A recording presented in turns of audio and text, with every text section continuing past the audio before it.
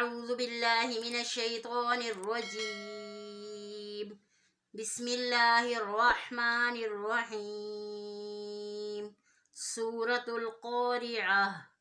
القارعة ما القارعة وما أدراك ما القارعة يوم يكون الناس كالفراش المبثوث وتكون الجبال كالعهن المنفوش فأما من ثقلت موازينه